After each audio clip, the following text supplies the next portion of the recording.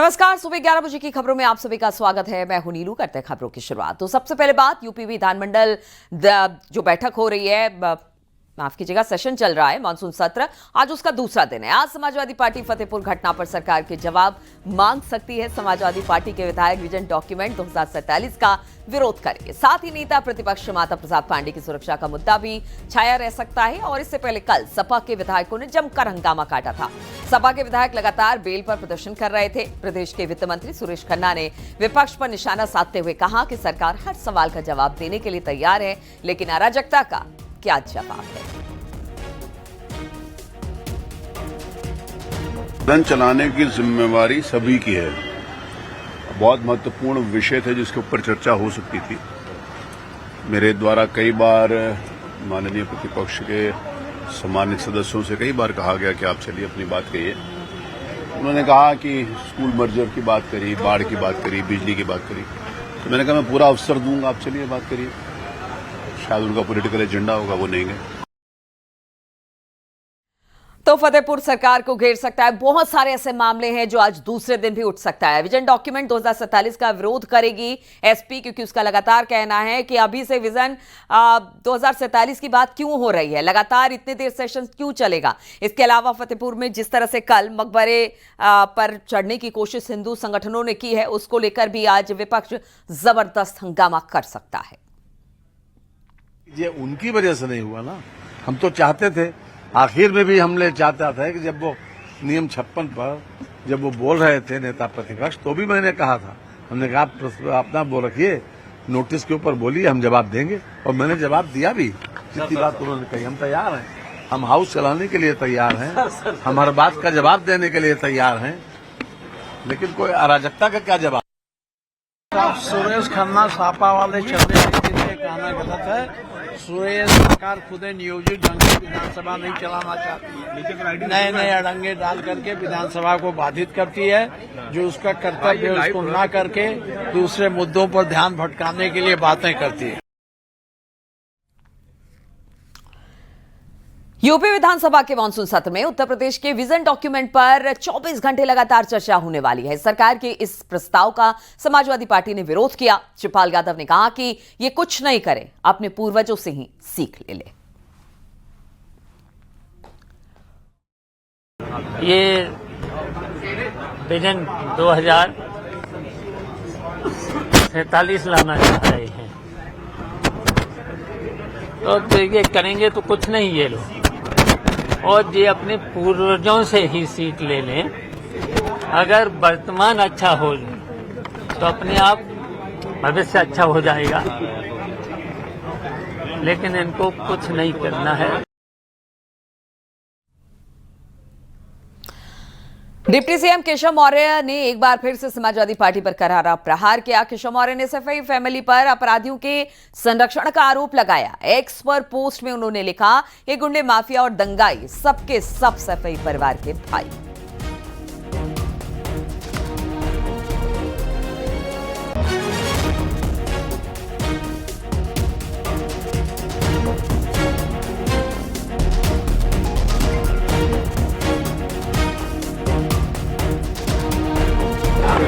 Bharatiya Janata party के लोग न्याय प्रिय नहीं है।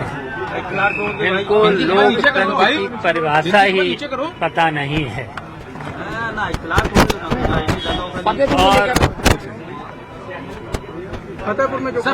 और इन्हें तो बोलना है, कुछ भी बोलेंगे।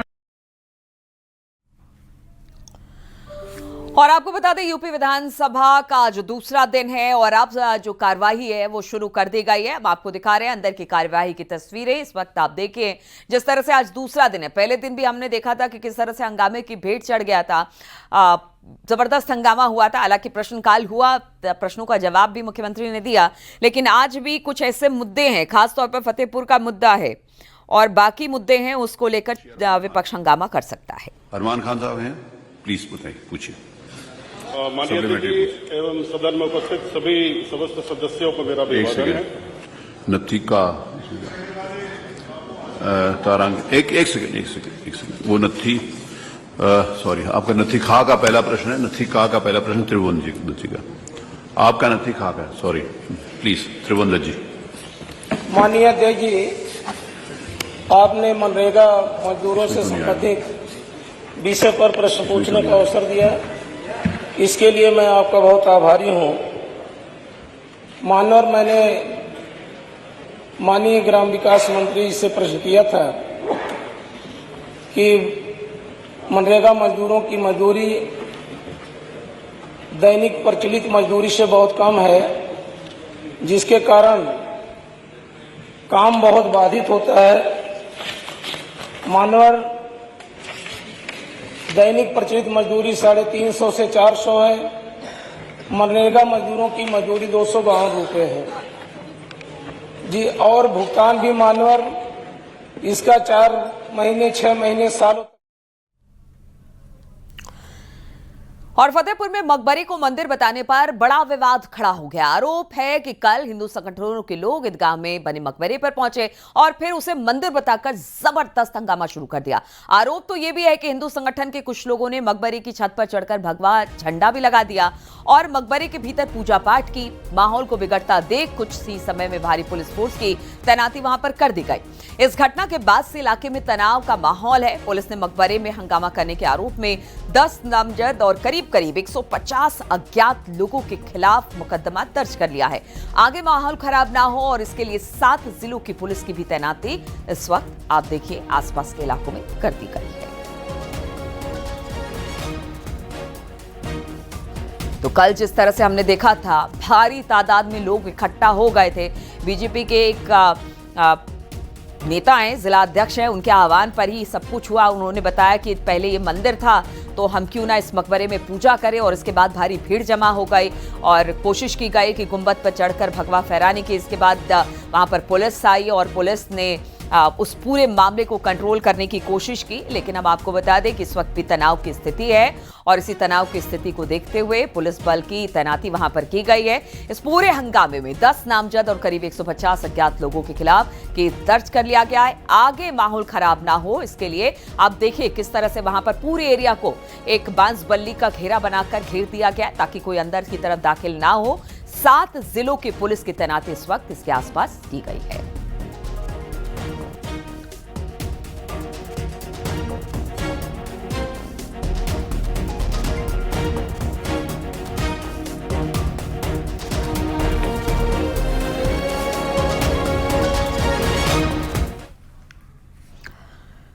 फतेहपुर में मकबरे और मंदिर को लेकर हुए विवाद को लेकर सियासी गलियारों में अब शोरगुल बढ़ गया है। सत्ता पक्ष का कहना है कि कानून कार्रवाई होगी, तो वहीं विपक्ष के नेता हिंदू मुस्लिम राग अलापते दिखाई दे रहे हैं। देखिए, योगी सरकार में कानून का शासन है। जो कानून अनुमति देगा ठीक है, उसी के हिसाब से कार्रवाई होगी। जब सामाजिक न्याय की बात करें तो ये हिंदू मुस्लिम करेंगे, आपस में लड़ाने का काम करेंगे। दरअसल ये पूरा विवाद बीजेपी जिला अध्यक्ष के बयान के बाद शुरू हुआ, जिसमें उसने मंदिर होने का दावा किया और फिर पूजा पाठ करने की अपील की। वहीं अब बवाल होने के बाद बीजेपी के जिला अध्यक्ष शांति बनाए रखने की अपील कर रहे हैं। कुछ तथ्यों को गलत जो सरकारें थी उन्होंने गलत आधार पर खतौनी में नाम चढ़वा लिया, एक पक्ष फैसला करा लिया है और कुछ लोगों ने उसको घेरने का काम किया और एक वर्ग विशेष के लोगों ने चुपके वहाँ पर कुछ मजारे अंदर बना लिया है। और यहाँ के हिंदुओं जो रहते हैं बगल में, वह लोग प्रतिदिन बाहर से दरवाजे से आरती करते हैं, पूजन अर्चन करते हैं। हम लोगों ने कहा है कि यह मंदिर को उन्होंने खंडित कर दिया है, हम लोग पूजन और पाठ करेंगे, वो आपके सामने होगा, आप दिखाई देगा। हमने जो आह्वान किया है आपकी नज़र में आएगा, आप धैर्य रखिए, आप सब देखते जाइए क्या होने जा रहा है। देखिए, प्रशासन एक वर्ग विशेष से मिला हुआ है। आप कल्पना करो, जब यह विवाद चल रहा था तो उन मजारों में नई चादरें कैसे पहुंच गई। कि किसी के बहकावे में ना आए। कुछ शरारती तत्व हैं जो लोग माहौल को बिगाड़ना चाहते हैं, ऐसे लोगों से शांत रहें। अगर किसी से कोई बात है, कोई उकसावे का काम कर रहा है, तो अपने जिम्मेदार पदाधिकारी से बतावें। मुझसे बतावें, लेकिन किसी के उकसावे में मत आए। शहर को शांति और सुखमय बनाने में आप सहयोग करें।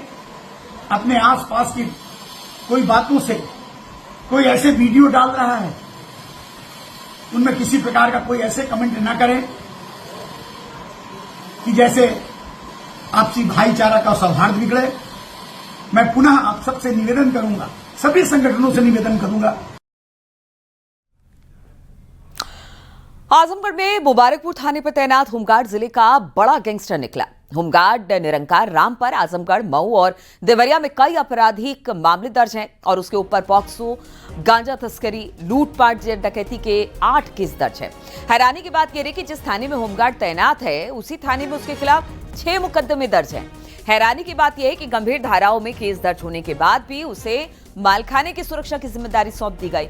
और इस साल 2001 की बात करें तो मुबारकपुर थाने पर होमगार्ड के पद पर उसकी तैनाती हुई थी। आरोप के मुताबिक होमगार्ड निरंकार ने साल 2003 में अपराध करना शुरू किया और पिछले 22 वर्षों से थाने में रहकर कई बड़ी आपराधिक घटनाओं को अंजाम दे रहा है। प्रदेश के टॉप 10 अपराधियों में भी होमगार्ड निरंकार का कनेक्शन है। तो देखिए कि कैसे आखिर इतने बड़े अपराधी को होमगार्ड बना दिया गया है। आखिर ऐसा कैसे हुआ? बातचीत करने के लिए अभिषेक उपाध्याय।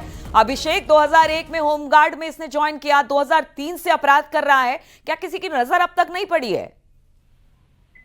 जी यकीनन आपको बताना चाहेंगे, ये होमगार्ड निरंकार राम है जो मुबारकपुर का ही रहने वाला है। वर्ष 2001 में इसकी नियुक्ति जो है मुबारकपुर थाने पे होमगार्ड के पद पर हुई थी, जिसके बाद ये वहां ड्यूटी करना शुरू कर देता है। इसी बीच इसकी जो मुलाकात होती है अपराधियों से होती है, थाने पे आने जाने वाले अपराधियों से होती है, उसके बाद ये उनके संपर्क में आता है, उसके बाद अपराध जगत में कदम रखता है। वर्ष 2003 में इसके ऊपर पहला मुकदमा दर्ज होता है। तब से लगातार ये आपराधिक गतिविधियों में संलिप्त रहता है। इसके ऊपर गांजा तस्करी से लेकर चोरी, डकैती और पास्को एक्ट जैसे यानी कि मासूम बच्चियों के साथ दरिंदगी जैसे संगीन आपराधिक मामले दर्ज है। बावजूद इसके अभी तक इसके खिलाफ कोई ऐसी कार्रवाई नहीं की। हालांकि इसके पहले जो होमगार्ड की कमांडेंट नहीं, ये बताइए कि क्या अभी भी होमगार्ड के पद पर है ये?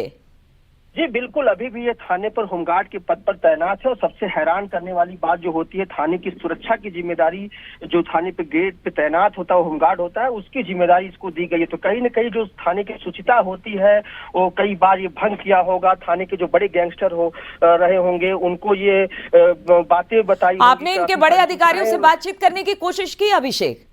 जी निश्चित तौर पे हमारे बातचीत जो है बड़े अधिकारियों से हुई है। ये जैसे ही ये मामला संज्ञान में अधिकारियों के आया है, इसके पूरे बायोडाटा को निकालने में जुट गए। हालांकि इसकी शिकायत इसके पहले भी कमांडेंट से की जा चुकी थी, जिसके बाद इसको निलंबित भी किया गया था। लेकिन उसके बाद वो हाईकोर्ट से स्टे लेता और फिर से आकर उसी थाने पर तैनाती करा लेता। तो कहीं न कहीं जिस तरीके से ये लगातार पिछले 22 वर्षों से अपराध करते आ रहा है और उसी थाने पर तैनात होकर के कई आपराधिक घटनाओं को अंजाम भी दिया और अभी तक इसके खिलाफ कोई कार्रवाई नहीं हुई, तो कहीं न कहीं जो वहां की थाने की पुलिस है, थाने की इंचार्ज जो होते हैं और जिले के बड़े अधिकारी होते हैं, उनपे भी कई सवाल। अभिषेक, सबसे बड़ी बात है कि बड़ा रसूखदार ये जो होमगार्ड है, क्योंकि आप सोचिए कि एक मामला होता है तो उसके खिलाफ विभागीय कार्रवाई शुरू हो जाती है। इसके खिलाफ तो जिस थाने में है वहीं पर 6 FIR दर्ज है।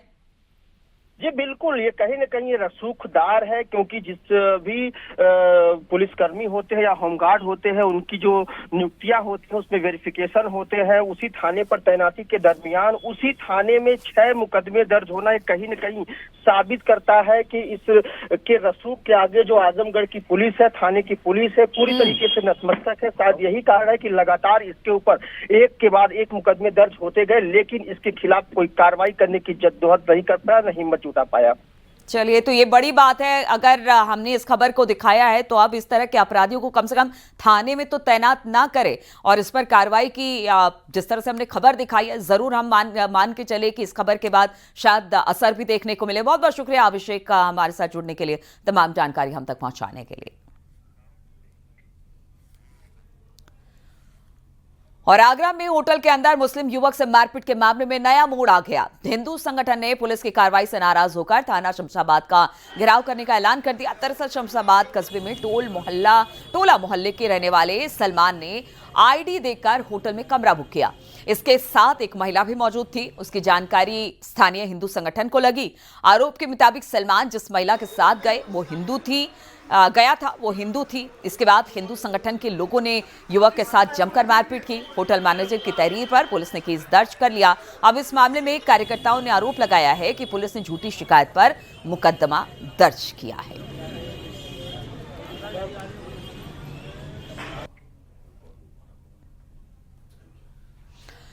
सहारनपुर में पुलिस ने फर्जी पुलिस ऑफिसर को गिरफ्तार कर लिया। खुद को पुलिस ऑफिसर बताकर ग्राम प्रधान और पार्षदों से पैसे ऐंठने का काम ये ठग किया करता था।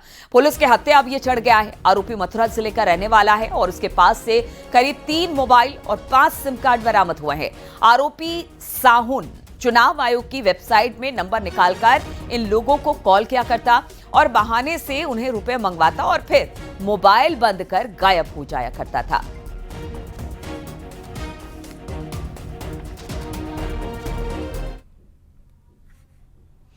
हर घर तिरंगा अभियान के चलते जम्मू कश्मीर के डोडा में तिरंगा यात्रा निकाली गई। 1508 मीटर लंबी तिरंगा को लेकर हजारों लोग यात्रा निकाली। ये तस्वीरें देखिए, कितनी खूबसूरत तस्वीर जम्मू कश्मीर के डोडा से। हर घर तिरंगा यात्रा, और डोडा में भी इसी तरह से यह अभियान चलाया गया जिसमें जम्मू कश्मीर के डोडा में तिरंगा यात्रा निकाली गई। 1508 मीटर लंबी तिरंगा को लेकर हजारों लोग चलते दिखाई दिए।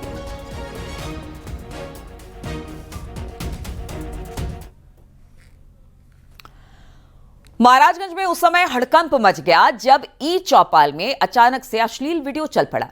मामला 7 अगस्त का है। बेसिक शिक्षा की समस्याओं की समाधान और बुनियादी सुविधाओं पर चर्चा के लिए कलेक्ट्रेट के NIC में गूगल मीट के माध्यम से ई चौपाल आयोजित की गई थी। मीटिंग में DM संतोष शर्मा भी थे और इस दौरान एक ID से अश्लील वीडियो चला दिया गया। इस वीडियो पर एक अश्लील कमेंट भी किया गया। DM ने आदेश पर इस मामले में थाना कोतवाली में 2 लोगों के खिलाफ मुकदमा दर्ज किया है। पुलिस मामले की अब छानबीन कर रही है।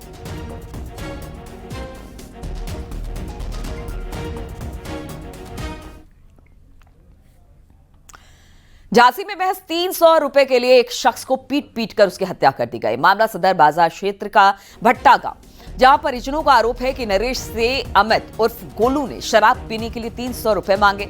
नरेश ने पैसे देने से मना किया तो गोलू ने नरेश के साथ मारपीट की, ईंट से कई वार किए। घायल नरेश की मेडिकल कॉलेज उसे ले जाया गया, जहां पर इलाज के दौरान उसने दम तोड़ दिया। पुलिस ने केस दर्ज कर आरोपी अमित उर्फ गोलू को गिरफ्तार कर लिया है।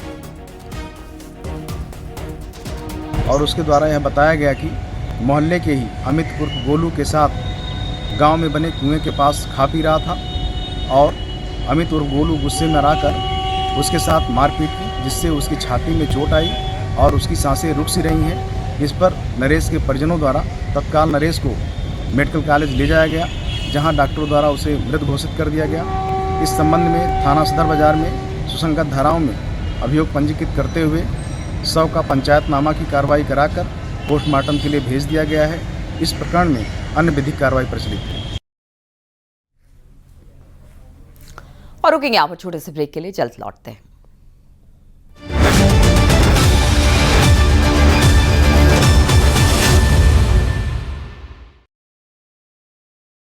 अगर आप देख रहे हैं न्यूज़ 18 उत्तर प्रदेश उत्तराखंड।